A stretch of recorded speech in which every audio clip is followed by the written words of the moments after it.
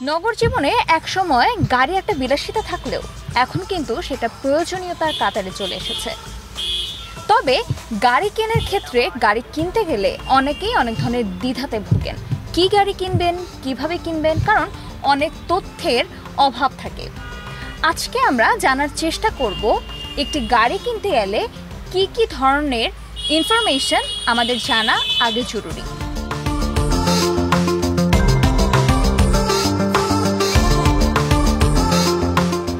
একজন গ্রাহক যখন গাড়ি কিনতে আসবেন তখন কোন কোন বিষয়ে লক্ষ্য রেখে গাড়ি কিনতে আসা উচিত সে বিষয়ে কথা বলবো আজকে আমরা একজন ভাইয়ার সাথে। ভাইয়া, কোন কোন বিষয়ের প্রতি লক্ষ্য রেখে বা গুরুত্ব দিয়ে একজন গ্রাহক গাড়ি কিনতে আসবেন?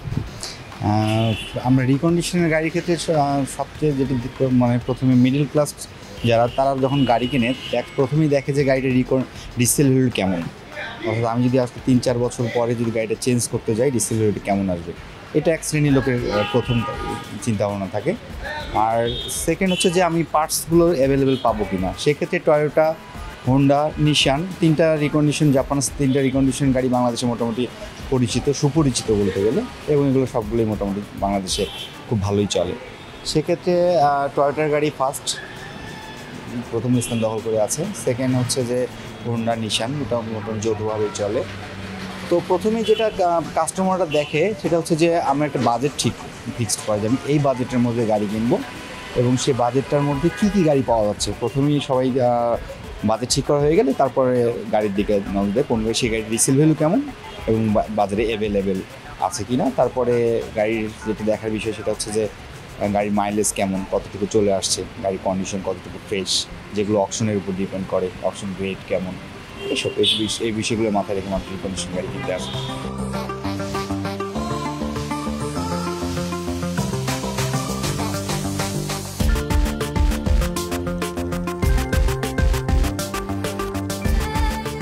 আসলে বাংলাদেশের জন্য চিন্তা করে তো মানে জাপান কোনো এক্সট্রা ম্যানুফ্যাকচারিং করে না। যেটা রিকন্ডিশন গাড়ি, জাপান হোমমেড গাড়ি, জাপান নিজেদের জন্য তৈরি করে। সেক্ষেত্রে এটার কোয়ালিটির ক্ষেত্রে ওরা কোনো ছাড় দেয় না, বেস্ট কোয়ালিটি অবশ্যই। আর বাংলাদেশে টয়োটার গাড়িটা দীর্ঘদিন থেকে রিকন্ডিশন গাড়ি টয়োটা খুব পরিচিত, যার ফলে রিসেলবেলও ভালো, পার্টস অ্যাভেলেবেল পাওয়া যায়। সব গাড়িরই পার্টস পাওয়া যায়, বাট টয়োটার পার্টসটা একটু অ্যাভেলেবেল বেশি, টেকনিক্যাল সাপোর্টটা ভালো পায়, এই কারণে টয়োটার গাড়ি সবার বাংলাদেশে বেশি চলে।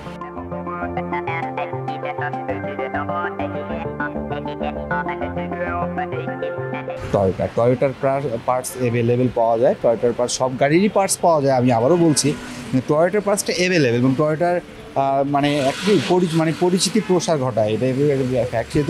যেহেতু জাপান টয়োটা বাংলাদেশের সাথে একটা খুব গুড রিলেশনে চলে আসছে, কিন্তু টয়োটার গাড়িগুলো এর জন্যই বেশি চলে। যারা রিকন্ডিশন গাড়ি কেনে ফার্স্ট চয়েস টয়োটা রাখে, টয়োটার পরেই নেক্সট অন্য কিছু থাকে আর কি রিকন্ডিশনের ক্ষেত্রে।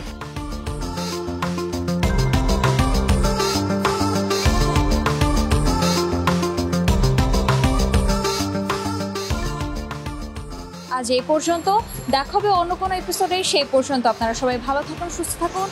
আজ বিদায় নিচ্ছি আমি খবর সংযোগের পক্ষ থেকে সামিতা বস্তু।